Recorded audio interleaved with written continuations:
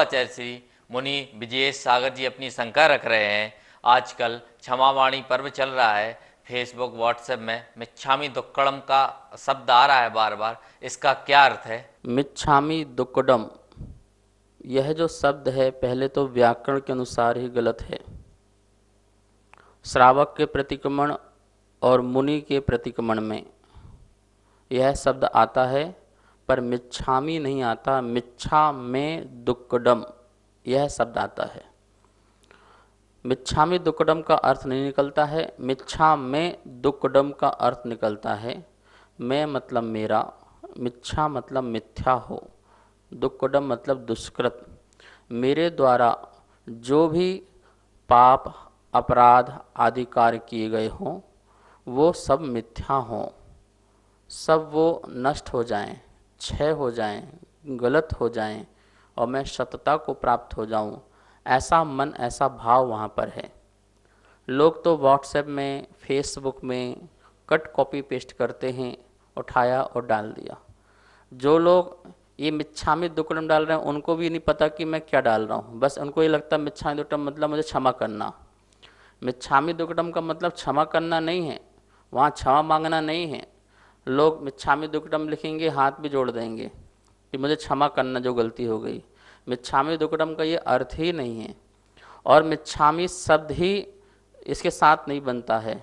मिच्छामी एक जो है धातु है उत्तम पुरुष की, मिच्छामी, मैं मिथ्या हूँ, इसका अर्थ ये निकला मैं मिथ्या हूँ, दुष्कृतम, ये पूरा सेट ही नहीं बैठता। यहाँ पर आज्ञार्थक हमें यह वचन लेना है, मिच्छा में दुक्कडम, मेरा दुष्कृत मिथ्या हो, हे प्रभु मेरा दुष्कृत मिथ्या हो, मेरा पाप मिथ्या हो, मेरा अपराध मिथ्या हो, इस प्रकार का वहाँ पर इसका अर्थ है। तो लिखने वाले ज़रा सोच समझ करके लिखें और भेजें, पहले अर्थ को समझें, और कहीं मैं गलत अर्थ तो नहीं लिख रहा हूँ इसके बारे में भी देखें। आप मुनि के प्रतिक्रमण में और श्रावक के प्रतिक्रमण में कितने स्थानों में आप देखेंगे जब वहाँ पे प्रतिक्रमण की आलोचना चल रही होगी, अपने पापों की आलोचना चल रही होगी, तो उस समय लिखा होगा तस् मिच्छा में दुक्कडम। नमोस्तु आचार्य श्री। पंडित अरविंदन दिल्ली से अपनी शंका रख रहे हैं, सूक्ष्म एकेंद्रिय जीव जो ना किसी से रुकता है और ना किसी को रोकता है, उसका अकाल मरण कैसे संभव है? अकाल मरण, पहले तो अपने समझ लें कि चारों गति में अकाल मरण किसका संभव है। नारकी जीव और देवगति जीव की अकाल मरण नहीं होता है। मनुष्य और त्रियंचों में ही अकाल मरण संभव है। मनुष्य में भी कर्म भूमि के जो मनुष्य हैं वो मनुष्य, और जो त्रियंच हैं वो भी कर्म भूमि के जो त्रियंच हैं, मतलब भोग भूमि के त्रियंचों का अकाल मरण नहीं होता है। अब ऐसे भी जीव हैं एक इंद्रिय जो पूरे लोकाकाश में भी होते हैं, उनका भी जो है अकाल मरण संभव है। मतलब त्रियंच में एक इंद्रिय, दो इंद्रिय, तीन इंद्रिय, चार इंद्रिय और पांच इंद्रिय, इन सभी जीवों का अकाल मरण हो सकता है। अब जो सूक्ष्म एक इंद्रिय जीव है जिसकी परिभाषा बनती है जो न किसी को रोकता है न जो किसी से रुकता है, जो पृथ्वी से निकल जाए, पहाड़ से निकल जाए, दीवार से निकल जाए, आग से निकल जाए, समुद्र से निकल जाए, पानी से निकल जाए, वो किसी को स्पर्श नहीं करता है और ना ही वो किसी को स्पर्श करता है। तो इस प्रकार से दोनों अवस्था में इसका अकाल मरण संभव कैसा है? तो आचार्य नेमिचंद स्वामी ने जीव कांड में अकाल मरण के कारण बताए हैं, और उसमें बहुत सारे कारण में ये भी घटित हो जाता है। जैसे लिखा है अग्नि में जल जाने से, पहाड़ से गिर जाने से, विषघात करने से, विषघात से, शस्त्रघात से, और एक लिखा है संक्लेश परिणाम से। तो उस सूक्ष्म जीव का जो अकाल मरण है वो संक्लेश परिणाम से संभव है।